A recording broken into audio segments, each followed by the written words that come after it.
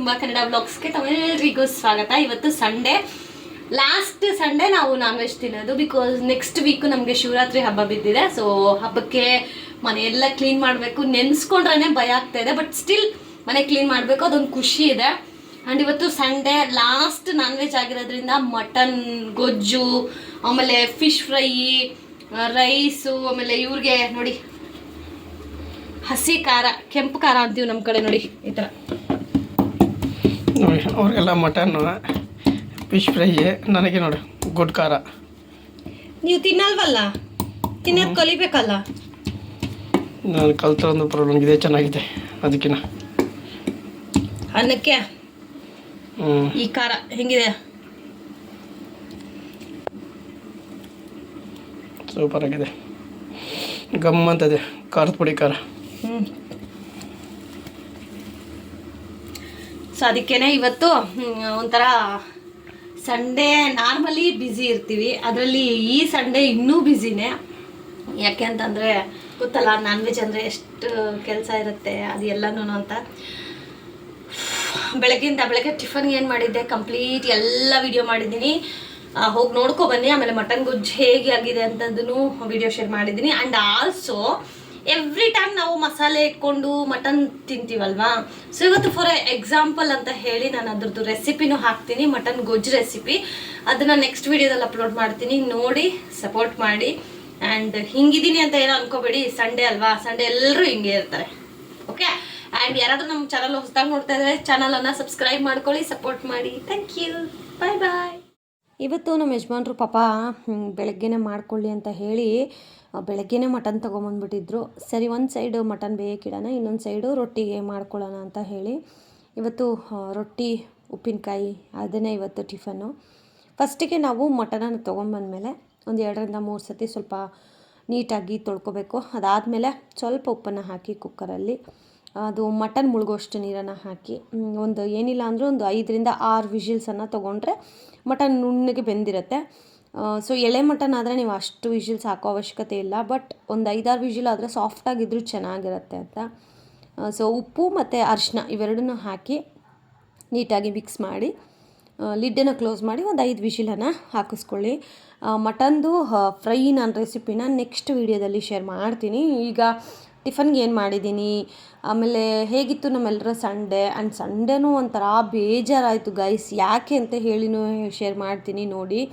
Sunday ಅಂದ್ರೇ ನಮಗೆಲ್ಲ ಏನು, ಸಂಡೇ ಅಂದರೆ ರೆಸ್ಟ್ ಅಪ್ಪ, ಸಂಡೇಸ್ ಇರೋದೇ ರೆಸ್ಟ್ ಮಾಡೋಕ್ಕೆ. ಬಟ್ ಹೆಣ್ಮಕ್ಳಿಗೆ ಸಂಡೇ 1 to ಡಬಲ್ ಕೆಲಸ. ಇದನ್ನು ಯಾರೆಲ್ಲ ಒಪ್ತೀರಾ ದಯವಿಟ್ಟು ಕಮೆಂಟ್ ಮಾಡಿ, ಗೃಹಿಣಿಯರು ಎಕ್ಸ್ಪೆಷಲಿ. ಸೊ ಸಂಡೇ ಅಂದರೆ ಎಲ್ರಿಗೂ ರಜಾ, ಗಂಡು ಮಕ್ಳಿಗಾಗಲಿ, ಕೆಲ್ಸಕ್ಕೆ ಹೋಗೋರಾಗಿರಲಿ, ಕಾಲೇಜ್ಗೆ ಹೋಗೋರು, ಸ್ಕೂಲ್ಗೆ ಹೋಗೋರು, ಇವ್ರಿಗೆಲ್ಲ ರಜಾ. ಬಟ್ ನಮಗೆ ಮಾರ್ನಿಂಗ್ ಅಂದರೆ ಮಂಡೇ ಟು ಸ್ಯಾಟರ್ಡೇವರೆಗೂ ಶಿಫ್ಟ್ ವೈಸ್ ಥರ ಮಾರ್ನಿಂಗ್ ಕೆಲಸ ಮಾಡ್ತೀವಿ, ಮಧ್ಯಾಹ್ನ ಸ್ವಲ್ಪ ರೆಸ್ಟ್ ಮಾಡ್ತೀವಿ. ಸೊ ಆ್ಯಸ್ ಯೂಶ್ವಲ್ ಮತ್ತೆ ರಾತ್ರಿ ಅಡುಗೆ ಊಟ ಮಾಡ್ತೀವಿ. ಬಟ್ ಸಂಡೇ ನೀವು ರೆಸ್ಟ್ ಮಾಡೋ ಅವಶ್ಯಕತೆಯೂ ಇರೋದಿಲ್ಲ. ಈಗ ರೆಸ್ಟ್ ಮಾಡೋಕ್ಕೆ ಟೈಮಲ್ಲಿರುತ್ತೆ. ಬೆಳಗ್ಗೆ ಊಟ ಆಯಿತಾ, ಕೂತ್ಕೊ, ಮಧ್ಯಾಹ್ನ ಮತ್ತೆ ಅಡುಗೆ ಏನು ಮಾಡೋದು, ಮಧ್ಯಾಹ್ನ ಅಡುಗೆ ಮುಗಿಸ್ಬಂದು ಕೂತ್ಕೊಂಡ್ವಾ, ಟೀ ಮಾಡು, ಕಾಫಿ ಮಾಡು, ಸ್ನ್ಯಾಕ್ಸ್ಗೆ ಏನಾದರೂ ಮಾಡಿಬಿಡು, ಆಯಿತಾ. ಸರಿ ಆಯಿತು ಅಂತ ಇನ್ನೊಂದು 10 ನಿಮಿಷ ಹಿಂಗೆ ಕೂತ್ಕೊಳ್ಳೋ ಅಷ್ಟೊತ್ತಿಗೆ ರಾತ್ರಿ ಠಣ್ ಅಂತ ಹೊಡೆದಿರುತ್ತೆ. ಅದ್ರ ಜೊತೆಯಲ್ಲೂ ಇನ್ನೇನಾದರೂ ಶಾಪಿಂಗ್ ಅದು ಇದು ಹೋದರೆ ಮುಗೀತಿನ ಕತೆ. ಸೊ ಸಂಡೇ ಅಂದರೆ ಹೆಣ್ಮಕ್ಳಿಗೆ 1 to ಡಬಲ್ ಕೆಲಸ. ನಿಜವಾಗ್ಲೂ ಹೇಳಬೇಕು ಅಂತಂದರೆ ಸಂಡೇಸ್ ಒಂದು ದಿನನಾದರೂ ಹೆಣ್ಮಕ್ಳಿಗೆ ಒಂದು ಕಾಫಿ ಮಾಡೋದಾಗಿರಲಿ, ಒಂದು ಟೀ ಮಾಡಿಕೊಡೋದು ಎಷ್ಟು ಖುಷಿ ಕೊಡುತ್ತೆ ಗೊತ್ತಾ ಹೆಣ್ಮಕ್ಳಿಗೆ. ಲಿಟ್ರಲಿ ಅವ್ರಿಗೊಂಥರ ಹ್ಯಾಪಿನೆಸ್. ಅದು ಮಗು ಆಗಿರಲಿ, ಗಂಡ ಆಗಿರಲಿ, ಅಣ್ಣ ಆಗಿರಲಿ, ಅಪ್ಪ ಆಗಿರಲಿ. ಸಂಡೇಸ್ ಇದೆ ಅಂತ ಅಂದಾಗ ಸ್ವಲ್ಪ ನೀವು ಕಂಪ್ಲೀಟ್ ರೆಸ್ಟ್ ಕೊಡದೆ ಇದ್ದರೂ ಸ್ವಲ್ಪ ಆದರೂ ಹೆಣ್ಮಕ್ಳಿಗೆ ಗೌರವ ಕೊಟ್ಟು ಆ ಒಂದು ಟೀ ಅಥವಾ ಕಾಫಿ ಬೇಡಪ್ಪ, ಒಂದು ಲೋಟ ಬಿಸಿನೀರು ಮಾಡಿಕೊಟ್ರು ಹೆಣ್ಮಕ್ಳನ್ನ ಹಿಡಿಯೋಕ್ಕಾಗಲ್ಲ. ಸೊ ಆ ಥರ. ಇನ್ನು ಬನ್ನಿ ಅಡುಗೆ ವಿಚಾರಕ್ಕೆ ಬರೋಣ. ಈಗ ಆ ಕಡೆ ನಾನು ಮಟನನ್ನು ಆಲ್ರೆಡಿ ಬೇಯಿಸಿ ಇಟ್ಟಿದ್ದೀನಿ. ಈ ರೊಟ್ಟಿ ಹೆಂಗೆ ಗೊತ್ತಾ, ದೋಸೆ ಅಥವಾ ರೊಟ್ಟಿ ಏನೇ ಕರಿಬಹುದು, ಇದು ಬಿಸಿ ಬಿಸಿ ತಿಂದ್ರೇ ಚೆನ್ನಾಗಿರೋದು. ಆಲ್ರೆಡಿ ನಮ್ಮ ಯಜಮಾನರಿಗೆ ಪರಿಗೆ ಬಿಸಿ ಬಿಸಿ ರೊಟ್ಟಿ ಹಾಕ್ಕೊಟ್ಟಿದ್ದೀನಿ. ಅವ್ರು ತಿಂತಾ ಇದ್ದಾರೆ. ತಿಂತಾ ಇದ್ದಂಗೆ ಒಂದೊಂದು ರೊಟ್ಟಿ ಹಾಕ್ತಾಯಿದ್ರೆ ಅವ್ರಿಗೂ ಕೌಂಟ್ ಸಿಗಲ್ಲ, ಸ್ವಲ್ಪ ಹೆಚ್ಚಾಗಿ ತಿಂತಾರೆ ಅಂತ. ಯಾಕಂದರೆ ನಾರ್ಮಲಾಗಿ ನಾವು ಲಂಚ್ ಬಾಕ್ಸ್ ಎಲ್ಲ ಕಳಿಸ್ತೀವಲ್ಲ, ಕೌಂಟ್ ಇಷ್ಟೇ ಇದೆ, ಇಷ್ಟು ತಿಂತೀವಿ ಅಂತ. ಬಟ್ ಸಂಡೇಸ್ ಹಂಗೆ ಆಗೋದಿಲ್ಲ. ನಾವು ಒಂದು ಸ್ವಲ್ಪ ಒಂದು ಇಡೀ ಜಾಸ್ತಿನೇ ಅವ್ರಿಗೆ ಊಟ ಮಾಡಿಸ್ಬೋದು. ಊಟ ಮಾಡಿಸಿ ನನ್ನ ದಪ್ಪ ಮಾಡಿಬಿಡೆ ಅಂತ ನಮ್ಮ ಯಜಮಾನ್ರು ಯಾವಾಗೂ ಬೈತಾ ಇರ್ತಾರೆ. ಬಟ್ ನಿಜವಾಗ್ಲೂ ಹೇಳ್ತೀನಿ ಗೈಸ್, ನಾನು ತುಂಬ ದಪ್ಪ ಆಗಿಬಿಟ್ಟಿದ್ದೀನಿ. ಮೊನ್ನೆ ಎಲ್ಲೋ ಫಂಕ್ಷನ್ಗೆ ಹೋಗಿದ್ದೆ. ಡ್ರೆಸ್ ವೇರ್ ಮಾಡಿದಾಗ ನಾನು ಹೊಟ್ಟೆ ಒಳ್ಳೆ ಪ್ರೆಗ್ನೆಂಟ್ ಹೊಟ್ಟೆ ಥರ ಕಾಣಿಸ್ತಾ ಇತ್ತು. ಲಿಟ್ರಲಿ ನಂಗೆ ಹೆಂಗೆ ಅನ್ನಿಸ್ತು ಅಂತಂದರೆ, ಏನಾದರೂ ಡಯಟ್ ಮಾಡಬೇಕಲ್ಲ ಅಂತ ಡಿಸೈಡ್ ಮಾಡಿಬಿಟ್ಟಿದ್ದೀನಿ ನಾನು. ಡಯಟ್ ಮಾಡೋಕ್ಕಾಗಲಿಲ್ಲ ಅಂದರೂ ಪರವಾಗಿಲ್ಲ, ಸ್ವಲ್ಪ ವಾಕಿಂಗ್ ಎಲ್ಲ ಮಾಡಿ ಸ್ವಲ್ಪ ಬಾಡಿನ ಹೆಲ್ದಿಯಾಗಿ ಇಟ್ಕೊಳ್ಳೋಣ. ಎನಿ ಟೈಮ್ ಮನೆ ಕೆಲಸ ಇದ್ದೇ ಇರುತ್ತೆ, ಬಟ್ ನಮ್ಮ ಹೆಲ್ತನ್ನು ನಾವು ನೋಡ್ಕೋಬೇಕಲ್ಲ. ಸೊ ಹಾಗಾಗಿ ಈಗ ನಾನು ವಾಕಿಂಗೂ ಶುರು ಮಾಡಿದ್ದೀವಿ. ನಾನು ನಮ್ಮ ಯಜಮಾನ್ರು ಪರ್ಯಂತನ ಸ್ಕೂಲಿಗೆ ಬಿಟ್ಟು ಸ್ವಲ್ಪ ವಾಕಿಂಗು, ಆಮೇಲೆ ಸ್ವಲ್ಪ ಹೆಲ್ದಿ ವರ್ಷನನ್ನು ರೂಢಿ ಮಾಡ್ಕೋತಾ ಇದ್ದೀವಿ. ಇನ್ನು ನೆಕ್ಸ್ಟ್ ವೀಕ್ ಅಂದರೆ ಈ ವೀಕ್ ಎಲ್ಲನೂ ನಮಗೆ ಮಟನು ಚಿಕನ್ ಇವೆಲ್ಲ ತಿನ್ಕೊಬಿಟ್ಟು ನೆಕ್ಸ್ಟ್ ವೀಕು ಕಂಪ್ಲೀಟ್ ಎಲ್ಲ ಮನೆ ಕ್ಲೀನ್ ಮಾಡಬೇಕಾಗತ್ತೆ. ಬಿಕಾಸ್ ಕದ್ರುಣಿಮೆ ಬರ್ತಾ ಇದೆಯಲ್ಲ, ಸೊ ಮನೆ ದೇವರ ಹಬ್ಬ ಮಾಡಲೇಬೇಕಾಗತ್ತೆ. ಕ್ಲೀನಿಂಗ್ ಅಂತೂ ಪ್ರೊಸೆಸ್ ಇದ್ದೇ ಇರುತ್ತೆ. ಹಾಗಾಗಿ ಇವತ್ತಿಂದನೇ ಸ್ವಲ್ಪ ಮಾಡ್ಕೊಳ್ಳೋಣ ಅಂತ ಹೇಳಿ. ಆ್ಯಂಡ್ ನಾನ್ ವೆಜ್ ತಿಂತಾ ಇರಬೇಕಾದ್ರೆ ಮನೆ ಕ್ಲೀನ್ ಮಾಡಬಾರ್ದು. ಸೊ ನಾನ್ ವೆಜ್ ಸ್ಟಾಪ್ ಮಾಡೋದು ನಾವು ಸಂಡೇ, ಅಂದರೆ ಶಿವರಾತ್ರಿ ಹಬ್ಬ. ಸೊ ಆವತ್ತಿನ ದಿನ no non veg. So Friday ಒಂದು ಸತಿ ಚಿಕನ್ ಬಿರಿಯಾನಿ ಏನಾದರೂ ಮಾಡಿಕೊಂಡು ತಿಂದು ಕಂಪ್ಲೀಟ್ ಅದಾದಮೇಲೆ ಸಂಡೇಸಿಂದ ಆ್ಯಸ್ ಯೂಶ್ವಲ್ ವೆಜಿಟೇರಿಯನ್ ಆಗಿಬಿಡ್ತೀವಿ. ಇನ್ನು ಒಂದು ಯುಗಾದಿ ಮುಗಿಯೋವರೆಗೂ ವೆಜಿಟೇರಿಯನ್ ನಾವು. ಸೊ ಇನ್ನು ಬೆಳಗ್ಗೆ ಟಿಫನ್ ತಿನ್ನೋ ಇಲ್ಲೋ, ಮಟನ್ ಬೆಂದಿದೆ, ಮಧ್ಯಾಹ್ನಕ್ಕೆ ಗೊಜ್ಜು ಮಾಡಬೇಕು. ಅಷ್ಟೊತ್ತಿಗೆ ನಮ್ಮ ಯಜಮಾನ್ರು ಹೋಗಿ ಫಿಶ್ ತೊಗೊಂಬಂದರು. ಸರಿ ಆಯಿತು, ಅದನ್ನು ಮ್ಯಾರಿನೇಟ್ ಮಾಡಿಟ್ರೆ ಈವ್ನಿಂಗ್ 4 o'clock ಹಾಗೆ ನಾವು ಸ್ನ್ಯಾಕ್ಸ್ಗೆ ತೊಗೋಬೋದು ಅಂತ ಹೇಳಿ ಈಗ ಫಿಶ್ ಫ್ರೈಗೆಲ್ಲ ಕಲಿಸ್ತಾ ಇದ್ದೀನಿ. ಆ್ಯಕ್ಚುಲಿ ಇವತ್ತು ಸಮಥಿಂಗ್ ಡಿಫ್ರೆಂಟಾಗಿ ಮಾಡ್ತಾಯಿದ್ದೀನಿ. ಅಂದರೆ ಖಾರ ಕಡಿಮೆ. ನನ್ನ ಮಗನಿಗೆ ಖಾರ ಅಷ್ಟು ಇಷ್ಟ ಆಗಲ್ಲ. ಮಕ್ಕಳಂದ್ರೇ ಹಾಗೆ ಅಲ್ವಾ, ಸ್ಪೈಸಸ್ ಎಲ್ಲ ತುಂಬ ಕಡಿಮೆ. ಪರ್ಯಂತ್ಗೆ ಎಕ್ಸ್ಪೆಷಲಿ, ನನಗೂ ಅಷ್ಟೇನೆ. ಆ್ಯಂಡ್ ಆಲ್ಸೋ ನಮಗಿಬ್ಬರಿಗೂ ಹೀಟ್ ಆಗಿರೋ ಕಾರಣಕ್ಕೆ ಫಿಶ್ ಹೆಂಗಪ್ಪ ಅಂತ ಯೋಚನೆ ಮಾಡ್ತಾಯಿದ್ವಿ. But it's okay, one time ಅಲ್ವಾ ಅಂತ ಹೇಳಿ ಸ್ವಲ್ಪ ಅಕ್ಕಿ ಹಿಟ್ಟನ್ನು ಜಾಸ್ತಿ ಹಾಕಿ ಖಾರದ ಪುಡಿ ಕಡಿಮೆ ಹಾಕಿ ಮಾಡ್ತಾಯಿದ್ದೀನಿ. ಅದೊಂದು ಲೇಯರ್ ಬರುತ್ತೆ ಗೊತ್ತಾ ನಾವು ಫ್ರೈ ಮಾಡಿದಾಗ. ಎಷ್ಟು ಚೆನ್ನಾಗಿತ್ತು ಅಂತಂದರೆ ಪರ್ಯಂತನಿಗೆ ನೆಕ್ಸ್ಟ್ ಡೇ ಅಂದರೆ ಮಂಡೇ ಆಫ್ಟರ್ನೂನ್ ಅವನು ಸ್ಕೂಲಿಂದ ಬರ್ತಾನಲ್ಲ, ಆವಾಗಲೂ ಮಾಡಿಕೊಟ್ಟೆ ನಾನು. ತುಂಬ ಖುಷಿಪಟ್ಟು ತಿಂದ ನನ್ನ ಮಗ. ಆಮೇಲೆ ಮಂಡೇ ಅಂದರೆ ಫುಲ್ ಹೀರ್ಕೊಂಡಿರುತ್ತೆ. ಆಮೇಲೆ ಫಿಶ್ ಅಷ್ಟೇ ಫುಲ್ ಸಾಫ್ಟಾಗಿರುತ್ತೆ. ಮಾಡಿದ್ರೆ ಸಂಡೇ ತಿನ್ನೋಕ್ಕೂ ಮಂಡೇ ತಿನ್ನೋಕ್ಕೂ ತುಂಬ ಡಿಫ್ರೆನ್ಸ್ ಇತ್ತು. ತುಂಬ ಚೆನ್ನಾಗಿತ್ತು ಮಾತ್ರ. ಸೊ ಡೆಫಿನೆಟ್ಲಿ ಯಾವಾಗಾದರೂ ಫಿಶ್ ತಂದರೆ ಹೋಗಿ ಹೋಟೆಲ್ಗಳಲ್ಲಿ ಒಂದು ಪೀಸ್ಗೆ 150 ರೂಪಾಯಿ ಕೊಟ್ಟು ತಿನ್ನೋ ಬದಲು 150 ರೂಪಾಯಿ ಕೊಟ್ಟರೆ 1 kg ಫಿಶ್ ಬರುತ್ತೆ. ಸೊ ಮನೇಲಿ ಎಲ್ಲರೂ ಕೂತು ತಿನ್ಬೋದು. ಸೊ ಹೆಣ್ಮಕ್ಳು ನಾವೇ ಅಲ್ವಾ ನಮ್ಮ ಮನೇನ ಸುಧಾರಿಸ್ಬೇಕು. ಯಾರು ಬಂದು ಸುಧಾರಿಸ್ತಾರೆ? ಯಾರೂ ಬಂದು ನೋಡ್ಕೊಳ್ಳೋದಿಲ್ಲ. ನಮ್ಮ ಆರೋಗ್ಯ ನಮ್ಮ ಕೈಲಿ. ಹೆಣ್ಮಕ್ಳು ಎಕ್ಸ್ಪೆಷಲಿ ಊಟದ ವಿಚಾರದಲ್ಲಿ ಎಷ್ಟು ಹೆಲ್ದಿಯಾಗಿ ನಿಮ್ಮ ಫ್ಯಾಮಿಲಿನ ನೀವು ನೋಡ್ಕೋತೀರೋ, ಸ್ಪೈಸಸ್ ಎಲ್ಲ ಕಡಿಮೆ ಹಾಕಿ ಹೆಲ್ದಿ ವರ್ಷನ್ ನೋಡ್ಕೋತೀರೋ, ಫ್ಯಾಮಿಲಿಯ ಆರೋಗ್ಯ ಅಷ್ಟು ಚೆನ್ನಾಗಿರುತ್ತೆ. ನೀವು ಟೇಸ್ಟ್ ಮುಖ್ಯ ಅಂತ ಹೇಳಿ ಒಂದೊಂದು ಮಕ್ರಿ ಖಾರ ತಿನ್ನೋದು ನಾನು ನೋಡಿದ್ದೀನಿ. ತುಂಬ ಜನ ನಮ್ಮ ಸಂಧ್ಯಾಕೋರು ಅಷ್ಟೇ ತುಂಬ ಖಾರ ತಿಂತಾರೆ.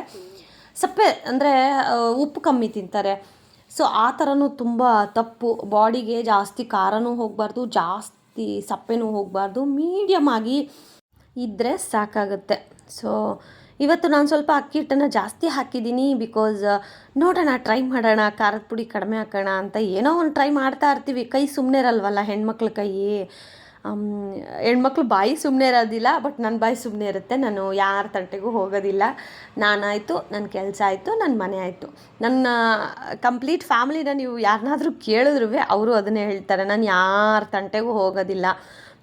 ಬಂದು ಮಾತಾಡ್ಸಿದ್ರೆ ಖಂಡಿತವಾಗ್ಲೂ ವೆಲ್ಕಮ್. ನಾನು ಮಾತಾಡಿಸ್ತೀನಿ, ಚೆನ್ನಾಗಿ ಮಾತಾಡಿಸ್ತೀನಿ. ಮನೆಗೆ ಬಂದರೆ ಅವ್ರಿಗೆ ಟೀ ಕಾಫಿ ಊಟ ಎಲ್ಲ ಮಾಡಿಕೊಡ್ತೀನಿ. ಬಟ್ ನಾನೇ ಹೋಗಿ ಇನ್ಶಿಯೇಟ್ ತೊಗೊಂಡು ಮಾತಾಡೋದು ತೀರಾ ಕಡಿಮೆ. ಸೊ ಯಾರೆಲ್ಲ ಅದನ್ನು ಅರ್ಥ ಮಾಡಿಕೊಂಡು ಇಲ್ಲ ಅವ್ರಿಗೆ ಸ್ವಲ್ಪ ನಾಚಿಕೆ ಸ್ವಭಾವ, ನಾವೇ ಮಾತಾಡ್ಸೋಣ ಅಂತ ಮಾತಾಡ್ಸ್ತಾರಲ್ಲ, ಅವ್ರಿಗೊಂದು ಹ್ಯಾಟ್ಸ್ ಆಫ್ ಹೇಳ್ತೀನಿ. ಬಿಕಾಸ್ ಆ ಜಾಗದಲ್ಲಿ ನಾನೇ ಇದ್ರೂ ನಾನು ಹೋಗಿ ಮಾತಾಡ್ಸೋದಿಲ್ಲ. ಬಟ್ ನನ್ನನ್ನು ಪ್ರೀತಿಯಿಂದ ಪರವಾಗಿಲ್ಲ ಚಿಕ್ಕೋಳು ಅಂತ ಹೇಳಿ ಮಾತಾಡಿಸ್ತಾರೆ. ಸೊ ಅದು ಖುಷಿಯಾಗತ್ತೆ ನನಗೆ. ಆ್ಯಂಡ್ ನಾನು ಯಾರ ಮನೆ ಹತ್ರನೂ ಹೋಗಿ ಮಾತಾಡೋದು ಅವೆಲ್ಲ ಇಲ್ಲ. ನಾನಾಯ್ತು ನನ್ನ ಕೆಲಸ ಆಯಿತು ಅಂತ. ಬಟ್ ಯೂಶ್ವಲಿ ಹೆಣ್ಮಕ್ಳು ಬಾಯಿ ಕೈ ಸುಮ್ಮನೆ ಇರೋದಿಲ್ಲ. ಏನೋ ಮಾತಾಡೋಕ್ಕೆ ಹೋಗ್ತಾರೆ. ಇವಾಗ ಅಕ್ಕದ ಪಕ್ಕದ ಮನೆಯವ್ರ ಹತ್ರ ಚೆನ್ನಾಗಿರ್ತೀವಿ, ಹೋಗ್ತೀವಿ, ಮಾತಾಡ್ತಾ ಇರ್ತೀವಿ. ಮಾತಾಡೋ ಬರದಲ್ಲಿ ಏನೋ ಒಂದು ಮಾತು ಬರುತ್ತೆ, ಅದು ಅವ್ರಿಗೂ ಹರ್ಟ್ ಆಗುತ್ತೆ, ಅಥವಾ ಇನ್ನೊಬ್ಬರ ಬಗ್ಗೆ ಮಾತಾಡೋದು, ಇವೆಲ್ಲ ಯಾಕೆ ಸುಮ್ಮನೆ ತಲೆನೋವು. ಬಟ್ ಅಂಥ ಹೆಣ್ಮಕ್ಳು ಇರ್ತಾರೆ. ನಾನು ನೋಡಿದ್ದೀನಿ, ನಮ್ಮ ಮನೆ ಹತ್ಗಳ ಹತ್ರನೂ ತುಂಬ ಜನ ಇರ್ತಾರೆ. ಅವ್ರಿಗೇನು ಗೊತ್ತಾ, ಮಾಡೋಕ್ಕೇನು ಕೆಲಸ ಇರಲ್ಲ, ಬೆಳಗ್ಗೆನೆಲ್ಲ ಕೆಲಸ ಮಾಡಿ ಮುಗಿಸ್ಬಿಟ್ಟು ಹೋಗಿ ಮಲ್ಗೋಣ, ರೆಸ್ಟ್ ತೊಗೊಳ್ಳೋಣ, ಹಂಗೆಲ್ಲ ಏನೂ ಇಲ್ಲ. ಒಂದು ಹತ್ರ ಸೇರ್ತಾರೆ. ಸೇರಿದ್ಮೇಲೆ ಓ ಇವಳು ಹಿಂಗೆ, ಅಯ್ಯೋ ನಿಂಗೆ ಗೊತ್ತಾ, ನಾನು ಕೇಳಿದ್ದೀನಿ ಗೈಸ್ ಇದನ್ನು ಕಿವಿಯಾರ, ನಿಂಗೆ ಗೊತ್ತಾ ಅವಳು ಯೂಟ್ಯೂಬ್ ಮಾಡ್ತಾಳಂತೆ, ಅದು ಏನಕ್ಕೋಪ್ಪ, ಮಾಡೋಕ್ಕೆ ಕೆಲಸ ಇಲ್ವೋ ಏನೋ, ಯೂಟ್ಯೂಬಲ್ಲಿ ಅದೇನೋ ವೀಡಿಯೋ ಹಾಕೋದಂತೆ, ಅದು ಏನೋ ಸುಮ್ಮನೆ ಬುದ್ಧಿ ಇಲ್ದವ್ರು ಮಾಡೋ ಕೆಲಸ ಏನೋ ಮಾಡ್ತಾ ಇದ್ದಾಳೆ, ಹಿಂಗೆಲ್ಲ ಮಾತಾಡಿದ್ದಾರೆ ಗೈಸ್. ಅವ್ರನ್ನ ಡೈರೆಕ್ಟಾಗಿ ಹೋಗಿ ನೀವು ನನಗೆ ಹೇಳಿದ್ದಂತ ಹೇಳೋಕ್ಕೆ ಏನು ಪ್ರೂಫ್ ಇದೆ ಅಲ್ವಾ? ಅಯ್ಯೋ ನಮ್ಮ ಇಷ್ಟ, ನಿನ್ನ ಹೆಸರೇನಾದರೂ ಹೇಳಿದ್ವಾ ನಾವು ಅಂತಾರೆ. ಆವಾಗ ನಮಗೇನೆ ಮರ್ಯಾದೆ ಇರೋದಿಲ್ಲ. ಕೇಳಿಸ್ಕೊಂಡು ವಾಪಸ್ ಬಂದಿರೋ ದಿನಗಳಿದೆ. ಬಟ್ ಇವಾಗ ಅದೇ ಜನರು ಅವಳಿಗೆ ಯೂಟ್ಯೂಬಿಂದ ದುಡ್ಡು ಬರುತ್ತಂತೆ ಕಣೆ, ನಾವೇ ನೋಡೋ ಏನು ಕೆಲಸ ಮಾಡಿದೆ ಸುಮ್ಮನೆ ಇವ್ರ ಸುದ್ದಿ ಮಾತಾಡ್ಕೊಂಡು ಕೂತಿರ್ತೀವಿ ಅಂತ, ಇದೇ ವ್ಯಕ್ತಿಗಳು. ಸೊ ಖುಷಿಯಾಗುತ್ತೆ ನನಗೆ. ಸೊ ಈ ಖುಷಿಗೆ ಕಾರಣ ನೀವೆಲ್ಲರೂ ಸಪೋರ್ಟ್ ಮಾಡಿ ನೋಡಿರೋದ್ರಿಂದನೇ ಇವತ್ತು ನನಗೆ ಒಂದು 3 ಮಂತ್ಸ್ಗೆ ಒಂದ್ಸಾದ್ರೂ ನಂಗೆ ಅರ್ನಿಂಗ್ಸ್ ಆಗ್ತಾಯಿದೆ. ಯಾರೆಲ್ಲ ನಮ್ಮನ್ನು ನೋಡಿ ನಗ್ದಿದ್ರು, ಅಯ್ಯೋ ಅವಳಿಗೆ ಮಾಡೋಕ್ಕೆ ಕೆಲಸ ಇಲ್ಲ, ಹುಚ್ಚುಚ್ಚಾಗಿ ಏನೋ ವೀಡಿಯೋ ಮಾಡ್ಕೊಂಡೆ, ಹಿಂಗೆಲ್ಲ ಮಾತಾಡಿದವ್ರಿಗೆ ಅವರಿಗೆಲ್ಲ ಬಾಯಿ ಮೇಲೆ ಬೆರಳಿಟ್ಕೊಳ್ಳೋ ಥರ ನನಗೂ ಸ್ಯಾಲ್ರಿ ಬರುತ್ತೆ ಅಂತ ಅವ್ರಿಗೂ ಗೊತ್ತಾಯಿತು. ಸೊ ಈಗ ಆ ಥರ ಮಾತಾಡೋಕ್ಕೆ ಹೋಗೋದಿಲ್ಲ. ಅಯ್ಯೋ ಯಾಕೆ ಬೇಕು ಬಿಡು, ಕಂಡವ್ರ ಮನೆ ಸುದ್ದಿ ನಮಗೆ ಯಾಕೆ ಅನ್ನೋ ಥರ. ಅಂದರೆ ನಾನು ಕಣ್ಣಾರೋ ನೋಡಿರೋದಕ್ಕೆ ಇವೆಲ್ಲ ಹೇಳ್ತಾ ಇದ್ದೀನಿ ಗೈಸ್, ತಪ್ಪು ತಿಳ್ಕೊಬೇಡಿ. ಎಷ್ಟೊಂದು ಜನರ ಜೀವನದಲ್ಲಿ ಆಗಿರುತ್ತೆ. ಒಬ್ರು ಇವಾಗ ಕೆಲ್ಸಕ್ಕೆ ಹೋಗ್ತಾಯಿದ್ರೆ ಅವ್ರನ್ನ ಇಟ್ಕೊಂಡು ಫನ್ನಿ ವಿಚಾರವಾಗಿ ಮಾತಾಡೋದಾಗಿರಲಿ, ಅವ್ರ ಬಗ್ಗೆ ಕೆಟ್ಟದಾಗಿ ಪ್ರಚಾರ ಮಾಡೋದಾಗಿರಲಿ. ಬಟ್ ಅದಕ್ಕೆ ಅಂತ ಹೇಳಿನೇ ಒಂದಷ್ಟು ಜನ ಇರ್ತಾರೆ. ಬಟ್ ನಮ್ಮಂಥ ಹೆಣ್ಮಕ್ಳು ನಾವಾಯ್ತು ನಮ್ಮ ಕೆಲಸ ಆಯಿತು ಅಂತ ಇರ್ತೀವಿ. ಬಟ್ ಹಂಗಿದ್ರೂ ಇಡಕ್ಕೆ ಬಿಡೋದಿಲ್ಲ. ಹಾಗೆ. ಬಟ್ ಇವತ್ತು ನಮ್ಮ ಯಜಮಾನ್ರಿಗೆ ಒಂದು ಒಳ್ಳೆ ಹೆಸರು ತಂದುಕೊಟ್ಟೆ. ಅಂದರೆ ಎಲ್ಲರೂ ಹೇಳ್ತಾರಲ್ವ, ಒಳ್ಳೆ ಮಗಳು, ನನಗೆ ಒಳ್ಳೆ ಹೆಸರು ತಂದುಕೊಟ್ಲಪ್ಪ ನನ್ನ ಮಗಳು ಅಂತ. ಸೇಮ್ ನನ್ನ ಗಂಡನಿಗೆ ನಾನು ಒಳ್ಳೆ ಹೆಸರು ತಂದು ಕೊಟ್ಟಿದ್ದೀನಿ. ಎಲ್ಲೇ ಹೋದ್ರೂ ನಿಮ್ಮ ಮಿಸ್ಸಸ್ ಇಷ್ಟು ಚೆನ್ನಾಗಿ ಮಾಡ್ತಾರೆ, ಖುಷಿ ಆಗುತ್ತೆ ಅಂತ ಹೇಳಿ ಅವ್ರಿಗೆ ಅಪ್ರಿಷಿಯೇಟ್ ಮಾಡ್ತಾರಲ್ಲ, ಆಗ ನಮ್ಮ ಯಜಮಾನ್ರು ನನಗೆ ಹೇಳ್ತಾರೆ, ಇಲ್ಲ ನೀನು ಸಾಧಿಸ್ಬಿಟ್ಟೆ ಬಿಡು, ನಂಗೆ ತುಂಬ ಖುಷಿ ಆಗುತ್ತೆ, ಇನ್ನೂ ಚೆನ್ನಾಗಿ ಮಾಡು, ಪರವಾಗಿಲ್ಲ ಅಂತ. ಆಮೇಲೆ ಇದುವರೆಗೂ ಅಷ್ಟೇ ಗೈಸ್, ₹1 ನೀನು ಏನು ಮಾಡ್ತೀಯ ಯೂಟ್ಯೂಬಿಂದ, ನಿಂಗೆ ಸ್ಯಾಲ್ರಿ ಬರ್ತಾ ಇದೆಯಾ ಅಂತ ನನ್ನ ಗಂಡ ಒಂದು ದಿನವೂ ನನ್ನ ಕೇಳಿಲ್ಲ. ಆದರೆ ದುಡ್ಡು ಕೊಡೋಕ್ಕೆ ಮಾತ್ರ ಸ್ವಲ್ಪ ಜಿಪುಣ್ತನ ಅಂದರೆ ಅದು ನಮ್ಮ ಒಳ್ಳೆಯದಕ್ಕೆ ಅಲ್ವಾ. ನಮ್ಮ ಜೀವನ ಲೈಫ್ ಸೆಟ್ಲ್ ಆಗಬೇಕಂದ್ರೆ ನಾವು ಇವಾಗಲೇ ಸ್ವಲ್ಪ ಎಲ್ಲ ಕೂಡಿಡೋದು ಎಲ್ಲ ಮಾಡಬೇಕಾಗತ್ತೆ. ಸೊ ಕಂಜೂಸಿಲ್ಲ. ಇವಾಗ ನಮ್ಮ ಯಜಮಾನ್ರು ಕಂಜೂಸಿಲ್ಲ ಅಂತಂದರೆ ನಾನು ಕೇಳ್ದಾಗೆಲ್ಲ ಕೊಡಿಸ್ತಾ ಇದ್ದರೆ ನನಗೆ ಅದೇ ರೂಢಿ ಆಗಿಬಿಡುತ್ತೆ. ಈಗ ನಮ್ಮ ತಾಯಿ ಮನೇಲಿ ನಂಗೆ ಅದೇ ರೂಢಿ ಆಗಿತ್ತು. ಇಲ್ಲಿ ಬಂದಾಗ ಅದು ಎಷ್ಟು ನೋವು ತಿಂದಿದ್ದೀನಿ. ಸೊ ಈಗ ಒಂದು ಸತಿ ನಾವು ಕೊಟ್ಟು ರೂಢಿ ಮಾಡಿದಾಗ ಅದರದ್ದು ಬೆಲೆ ಗೊತ್ತಾಗೋದಿಲ್ಲ. ಬಟ್ ನನಗೆ ನಮ್ಮ ಯಜಮಾನ್ರು ಅದನ್ನು ಅರ್ಥ ಮಾಡಿಸಿದ್ದಾರೆ. ಸೊ ಪ್ರತಿಯೊಂದಕ್ಕೂ ನಾವು ದುಡ್ಡನ್ನು ಸ್ಪೆಂಡ್ ಮಾಡೋದಷ್ಟು ಅವಶ್ಯಕತೆ ಇಲ್ಲ. ಎಷ್ಟು ಬೇಕೋ ಅಷ್ಟು ಮಾತ್ರ ಸ್ಪೆಂಡ್ ಮಾಡಿದ್ರೆ ಸಾಕು. ಜೀವನಕ್ಕಾಗೋಷ್ಟು ಇದೆಯಾ ಈ ಥರ. ಬಟ್ ನಾನು ಆ ದುಡ್ಡನ್ನು ಎಲ್ಲೂ ವೇಸ್ಟ್ ಮಾಡಿಲ್ಲ. ಎಲ್ಲವನ್ನು ಒಂದು ಜಾಗದಲ್ಲಿ ಇಡ್ತಾ ಇದ್ದೀನಿ. ಸೊ ನಂಗೆ ಇಷ್ಟೆಲ್ಲ ಸಪೋರ್ಟ್ ಮಾಡಿರೋ ನನ್ನ ಗಂಡ, ನನ್ನ ಮಗನಿಗೆ ಏನಾದರೂ ಕೊಡಿಸಿದ್ರೆ ನನಗೂ ಖುಷಿ ಆಗುತ್ತಲ್ವಾ. ಸೊ ಹಾಗಾಗಿ ನಾನು ಲಾಸ್ಟ್ ಟೈಮೇ ಹೇಳಿದ್ದೆ ಬರ್ಡೇಗೆ ಗಿಫ್ಟ್ ಕೊಡ್ಸೋಣ ಅಂತ ಹೇಳಿ.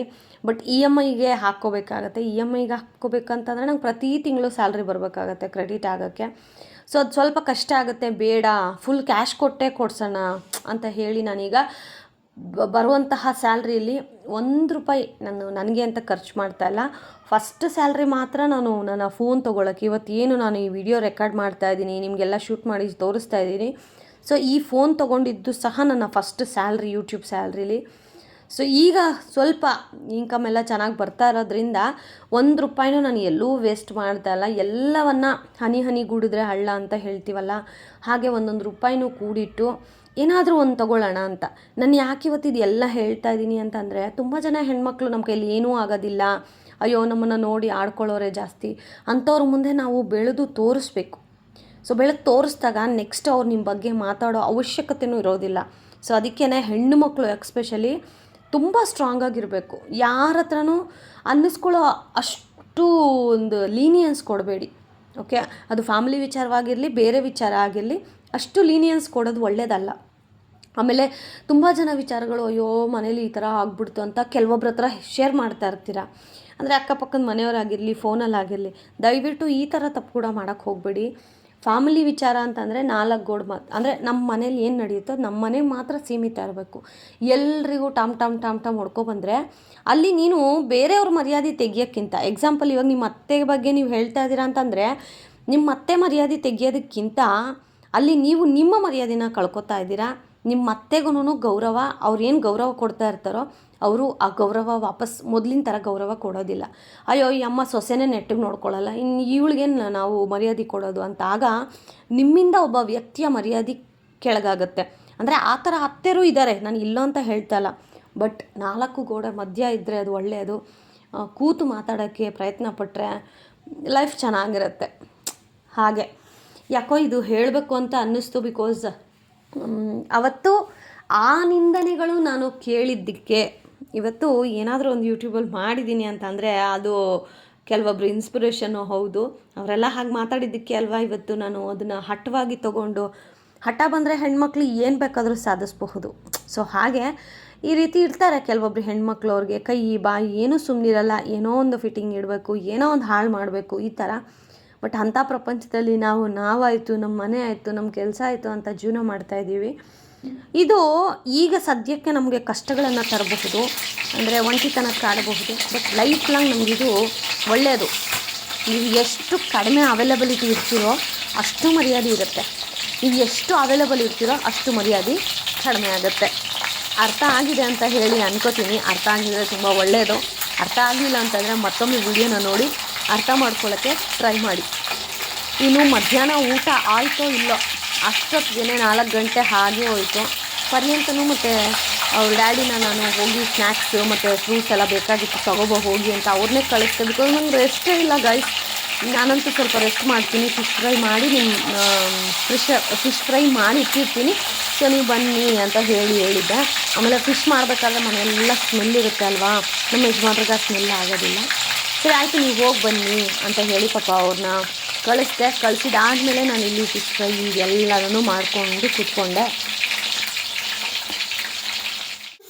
ಲೈಟ್ ಆನ್ ಮಾಡು, ಆನ್ ಮಾಡು ಲೈಟು,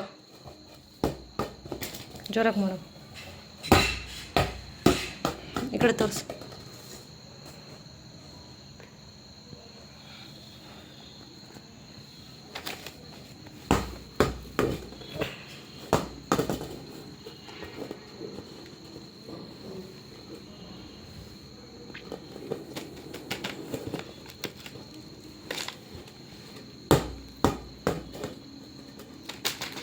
ಸಂತೆಗೆ ಹೋಗಿತ್ತು.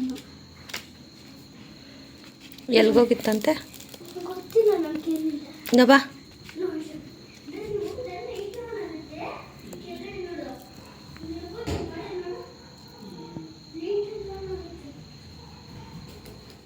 ಪಾಪ ಪರ್ಯಂತ್ ಬಾಲ್ ಆಟಾಡ್ತಾನೆ ಹೊಡೆದೋಯ್ತು. ಸೊ ಅದಕ್ಕೆ ಅವ್ರ ದೊಡ್ಡಮ್ಮ ಇವತ್ತು ಸಂಡೇ ಅಲ್ವಾ, ಮೋಸ್ಟ್ಲಿ ವರ್ತೂರೋ ಇಲ್ಲ ಸರ್ಜಾಪುರಕ್ಕೆ ಏನೋ ಹೋಗಿದ್ರೇನೋ, ಬರಬೇಕಾದ್ರೆ ಪರ್ಯಂತನಿಗೆ ಬಾಲ್ ತೊಗೊಂಬಂದು ಕೊಟ್ಟಿದ್ದಾರೆ. ಅದನ್ನೇ ಅವನು ಹೇಳ್ತಾ ಇದ್ದ. ಸೊ ಇನ್ನು ಫಿಶ್ ಫ್ರೈ ಎಲ್ಲ ಅವನಿಗೆ ತಿನ್ನಿಸಿ ಅದಾದಮೇಲೆ ನಾನು ಒಂದು ಫಿಶ್ ಫ್ರೈನ ತಿಂದು, ಇನ್ನು ರಾತ್ರಿಗೆ ಅಂತ ಹೇಳಿ ನಮ್ಮ ಯಜಮಾನ್ರಿಗೆ ಬೆಂಡೆಕಾಯಿ ಸಾಂಬಾರು, ಮುದ್ದೆ, ಇನ್ನು ನಮಗೆ ಮಟನ್ ಸಾರು, ಮುದ್ದೆ. ಸೊ ಅವರಿಗೆ ಎಗ್ ಏನಾದರೂ ಮಾಡ್ಕೊಡ್ತೀನಿ ಕಣ್ರಿ ಅಂತಂದರೆ, ಬೇಡ ನನಗೆ ಎಗ್ ಬೇಡ, ನನಗೆ ಏನೂ ಬೇಡ ಎಗ್ಗಲ್ಲಿ ಅಂತ ಅಂದರು. ಗೊತ್ತಿಲ್ಲ ಯಾಕೆ ಅಂತ. ಇನ್ನು ಊಟ ಮಾಡಿ ತಾಚಿ ಮಾಡಿದ್ದಷ್ಟೇ ಕೆಲಸ. ಇನ್ನು ಬೆಳಗ್ಗೆಗೆ ಸ್ಕೂಲ್ಗಳಿರುತ್ತೆ.